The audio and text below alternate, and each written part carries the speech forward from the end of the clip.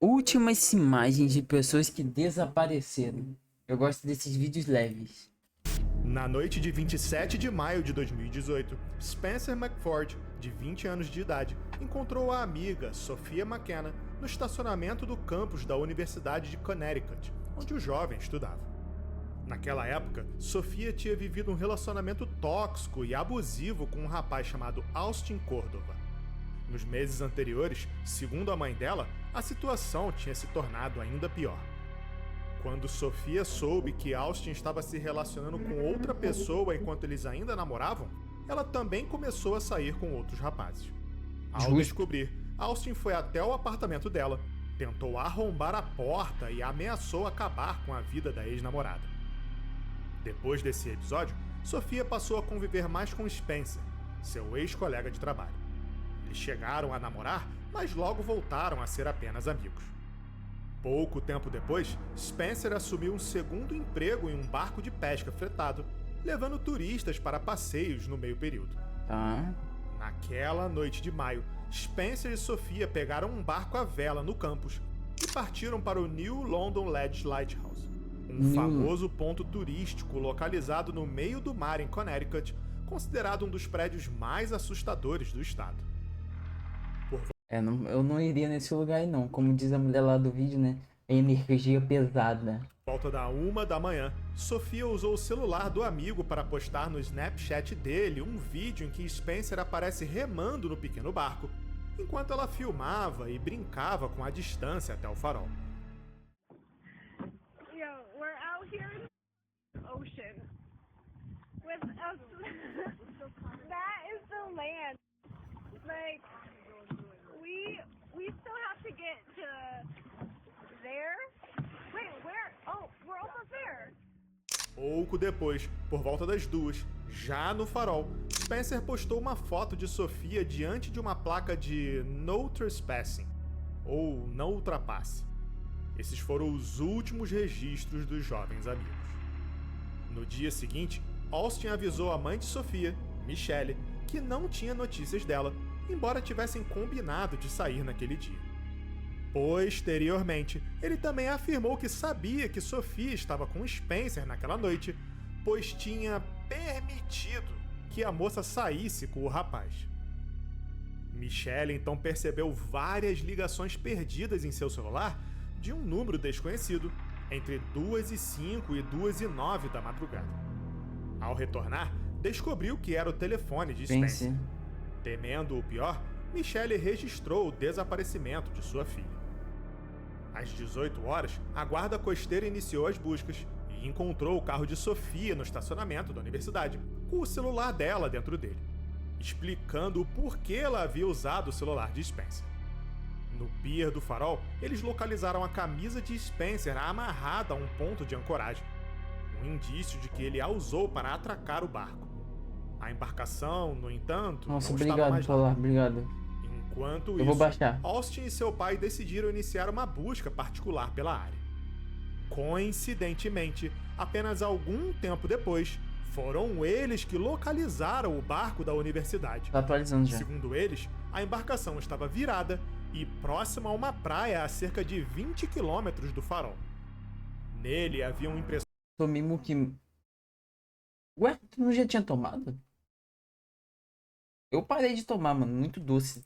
Digitais no casco da embarcação, que estranhamente nunca e próxima a uma praia a cerca de 20 quilômetros do farol. Nele haviam impressões digitais no casco da embarcação, que estranhamente nunca foram analisadas. Apenas um dia após serem iniciadas, a guarda costeira suspendeu as buscas devido ao mau tempo, com a promessa de retornar caso surgissem novas pistas. Em 8 de junho, 11 dias após o desaparecimento, o corpo de Spencer foi encontrado por um pescador, boiando no meio do oceano, na direção oposta à localização do barco. O laudo oficial indicou afogamento acidental, com álcool e THC identificados em seu organismo, mas sem sinais de violência ou qualquer... O que é THC, chat? Eu já ouvi falar disso, mas eu esqueci. outro trauma. Eu nunca nem vi a ausência de Sophia alimentou teorias. Por que os registros telefônicos de Spencer não foram divulgados? Por que as impressões digitais do barco não foram periciadas?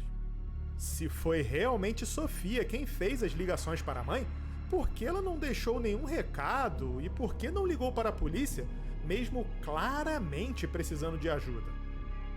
Com a quantidade de perguntas sem respostas, muitas pessoas passaram a suspeitar de Austin, sugerindo que ele teria matado Spencer e levado Sofia a outro lugar antes de assassiná-la também. Apesar das suspeitas, até agosto de 2024, não havia provas oficiais que sustentassem essa teoria, e a família Cordova nem sequer chegou a ser investigada pelas autoridades. A própria mãe de Sofia disse não acreditar no envolvimento de Austin, apesar do relacionamento turbulento entre ele e sua filha, e das coincidências envolvendo o rapaz e sua família. Com base no que se apurou, é provável que o barco tenha se soltado, ficado à deriva no escuro, e o Spencer tenha se afogado tentando recuperá-lo. O que Cara, que história confusa. aconteceu com Sofia permanece incerto. Algumas hipóteses populares dizem que alguém mal intencionado teria aparecido para resgatar Sofia e, na verdade, a teria sequestrado. Ou uma discussão entre os dois amigos no farol teria culminado na tragédia, o que parece pouco plausível diante do bom relacionamento visto no Snapchat minutos antes. Hoje, as autoridades e a família acreditam que Spencer morreu tentando recuperar o barco e que Sofia não chamou a polícia por medo de ser punida por invasão. No entanto, se ela é bem provável também. caiu, tentou salvar Spencer e se afogou, se houve encobrimento de um crime passional ou se alguma outra coisa aconteceu enquanto ela estava sozinha no farol, ninguém sabe. Tá maluco? Por isso que eu não vou pra esses lugares. Opa, tudo bem? Aqui é o Rafa e esse é o Arquivo Obscuro. Antes de continuarmos, não esquece de deixar seu like. Beleza. De volta pro vídeo. Em outubro de 2023, 12 americanos viajaram para Guatemala para o retiro Be The Change Yoga, às margens do lago Atitlán, conhecido como o lago mais profundo da América Central. Entre eles estava Nancy Ng, de 29 anos de idade, natural da Califórnia, que já havia participado de edições anteriores. Por volta das 10h30 do dia 19 de outubro, 10 pessoas do grupo saíram para um passeio de caiaque pelo lago. Logo no início da atividade, alguém gravou um vídeo em que Nancy aparece acenando para a câmera, sorrindo a poucos metros da margem. Esse foi seu último registro. Caraca, todas essas câmeras, elas sempre tem que ter uma qualidade terrível, né? É inacreditável. Olha isso aqui. Parece uma TechPix.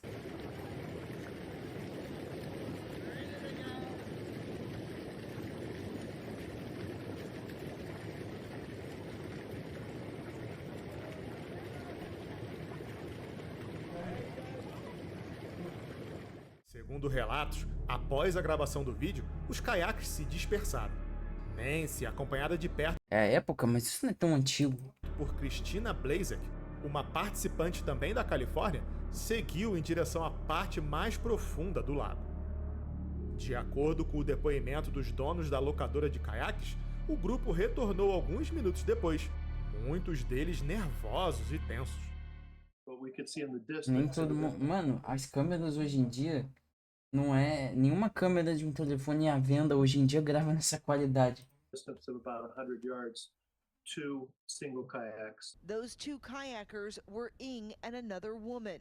We watched them as they continued paddling until we lost sight of them. A distress signal called in. The next thing Elaine Beale says she sees. I witnessed the survivor being ushered up the steps with the yoga instructor. She was clearly distressed, and they didn't say a word to us. Notou-se que faltava uma pessoa, Nancy Ng, que não Meu grave havia é um retornado Samsung do passeio. baratucho. Ainda segundo os proprietários, Pera, grava nessa resolução ou grava numa resolução melhor? ninguém quis explicar o que houve.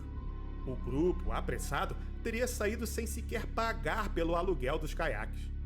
Cristina, por sua vez, foi identificada como alguém que parecia bem abalada Essa aí, caraca. e deixou o local amparada pelos demais. Estranhamente, Embora o retorno aos Estados Unidos estivesse marcado apenas para dias depois, todos os integrantes do grupo anteciparam a volta em cerca de 8 horas após o incidente. O organizador do evento, Eduardo Red, afirmou que eles avisaram a polícia local imediatamente sobre o ocorrido. A polícia, porém, Fiquei disse ter sido de xereca notificada quase agora. 24 horas depois. Quando Eduardo contatou Ué, a mas família, é 24 horas mesmo. Não é... a polícia não fala que tem que esperar 24 horas de desaparecido pra poder contatar? não deixou claro que Nancy havia sumido no lago. Ele insistia em dar respostas vagas como "ela não vai voltar mais", o que levou os familiares a pensar inicialmente que ela planejava ficar na Guatemala. A polícia iniciou as buscas, mas em 72 horas elas já estavam suspensas. A família, então, passou a financiar 72 horas ficar na Guatemala. A polícia iniciou as buscas, mas em 72 horas elas já estavam suspensas. A família, então, passou a financiar todo o restante das operações. Cristina, descrita como a última pessoa a ver e interagir com Nancy, se recusou a falar com os parentes da moça. Ela só deu seu depoimento via advogado um mês depois, quando já estava nos Estados Unidos há bastante tempo. E Ela relatou ainda que a interação com Nancy, naquele dia, teria sido mínima e apenas presenciou o evento do desaparecimento por coincidência. Segundo ela, as duas se cruzaram na parte mais profunda do lago. Mas ao voltarem, Nancy decidiu pular do caiaque para nadar naquela área de enorme profundidade, apesar da água estar agitada e cheia de correntezas. aí se afogou. Cristina disse tê-la alertado sobre o perigo e, ao ver o caiaque de Nancy derivando, remou para recuperá-lo. Quando voltou ao ponto, Nancy havia sumido. Sem pensar em outra alternativa que não arriscasse sua própria vida, Cristina teria remado de volta, gritando por ajuda.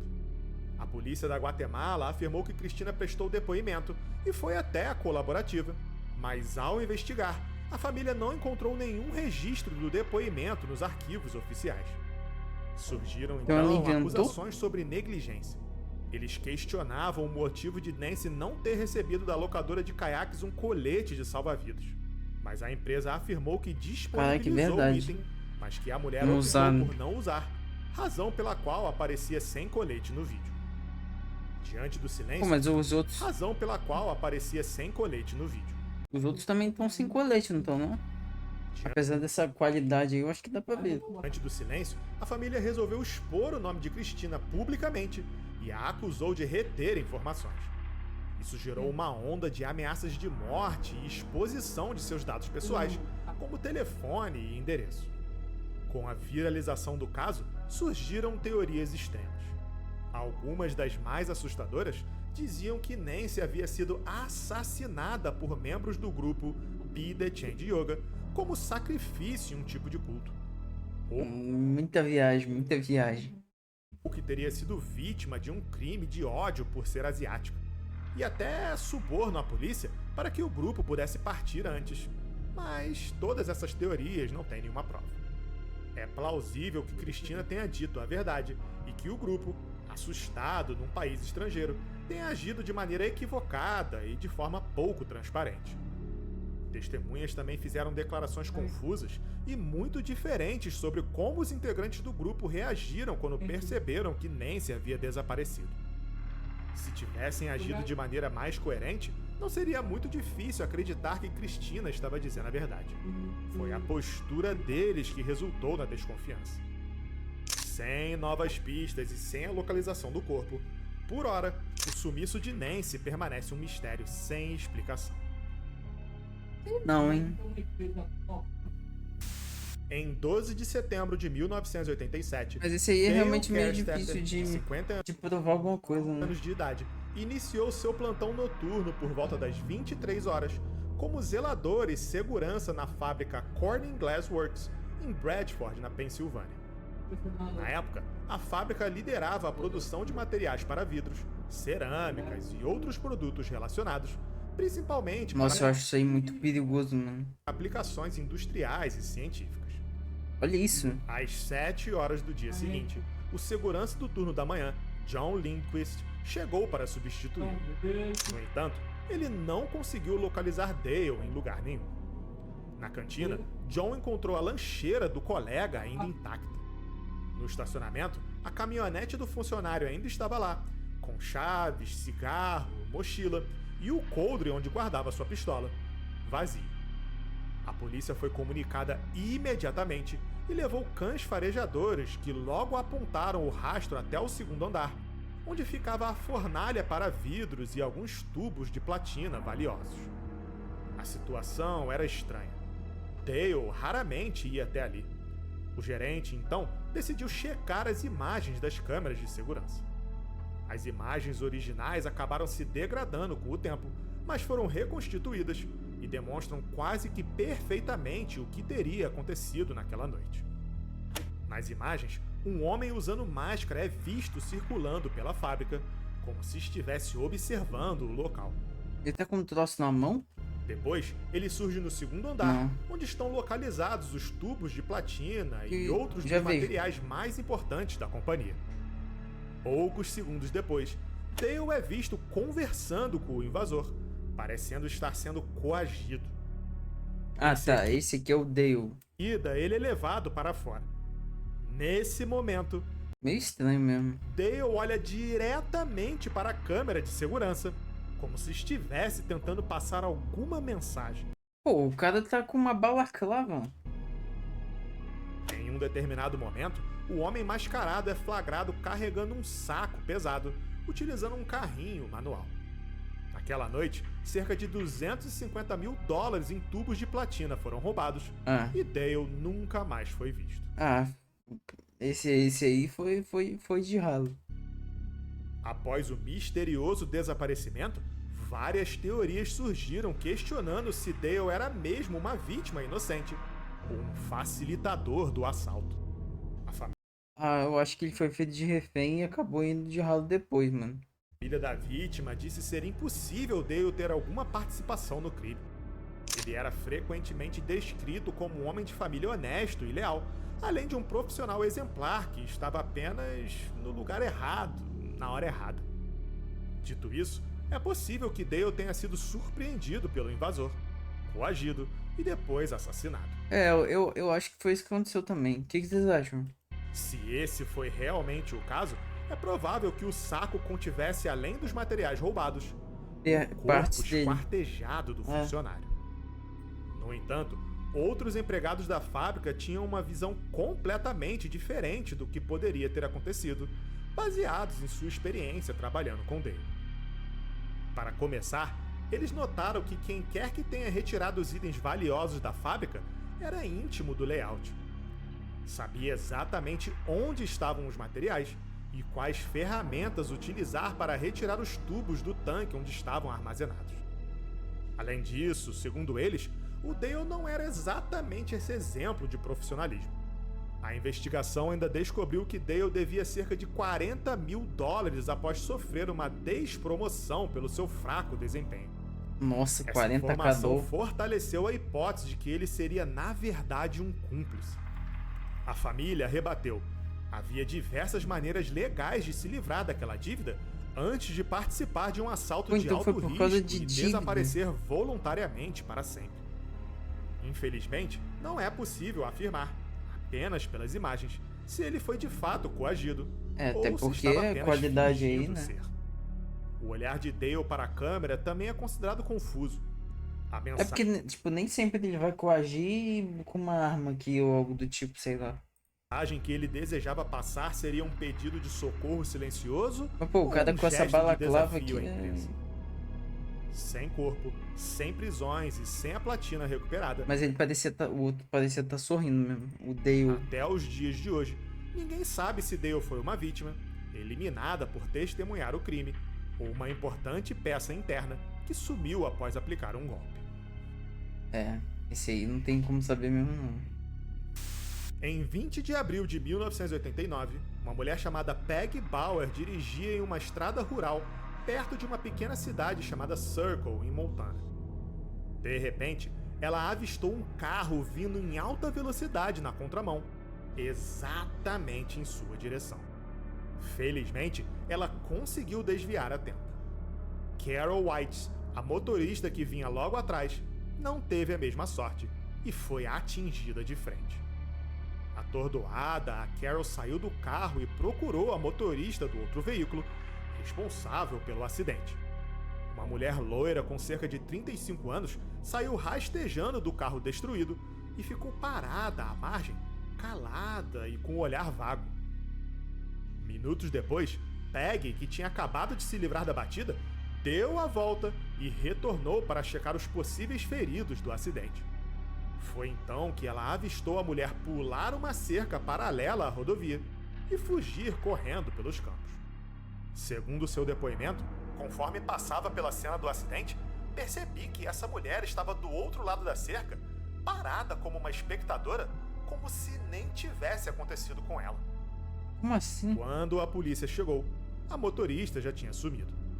Pela placa do veículo, identificaram Patricia Meehan, de 38 anos, residente de Bozeman, Montana, que trabalhava como caseira em uma propriedade rural da região. As buscas com cães farejadores e helicópteros duraram 5 dias, mas os policiais encontraram apenas algumas pegadas a cerca de 1,5 km do acidente, que acabaram desaparecendo eventualmente.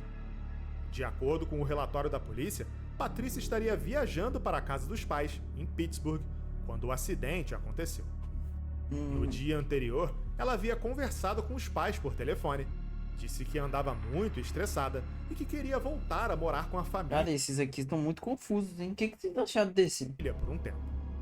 Patrícia era considerada uma mulher estável, sem problemas com álcool ou drogas, mas parecia estar passando por uma crise emocional. Os pais concordaram com a condição de que ela consultasse uma terapeuta. Ela então marcou a consulta e se preparou para viajar. A cidade de Circle não ficava exatamente no caminho, mas talvez ela tenha se perdido. Sem novas informações além do depoimento da família, a polícia tentava encontrar uma explicação viável sobre o paradeiro de Patrícia, oscilando entre duas hipóteses. Patrícia teria pego uma carona após sumir na escuridão, ou se escondeu em um caminhão de feno visto a pouco mais de 1 quilômetro do local. Nos dias seguintes, dezenas de relatos surgiram de pessoas que juraram tê-la visto em postos e lanchonetes ao longo da rodovia I-70, visivelmente desorientada, pedindo carona a estranhos. De abril a junho, mais de 25 comunicações de avistamentos foram feitas aos pais da desaparecida.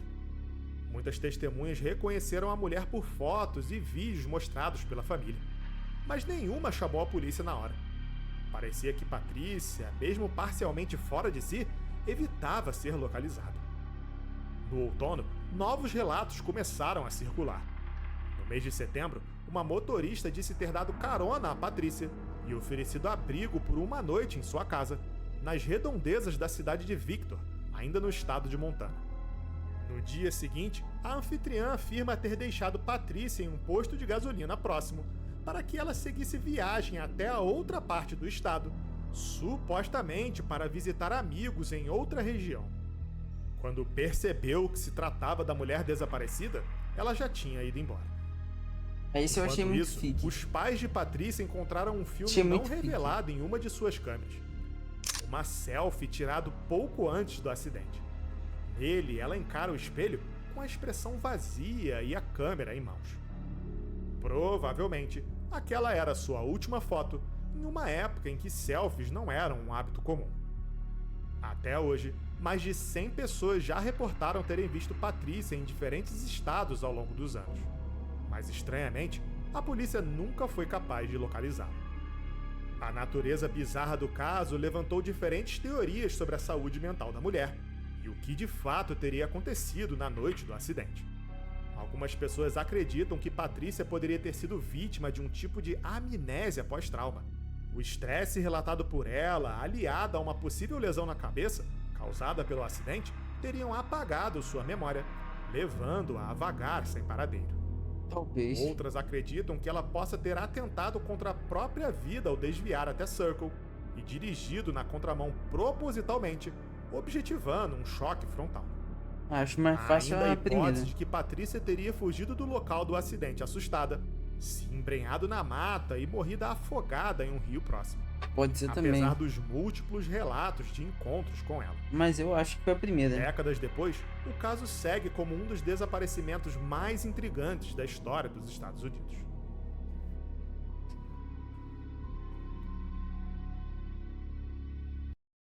Vamos ver, tipo,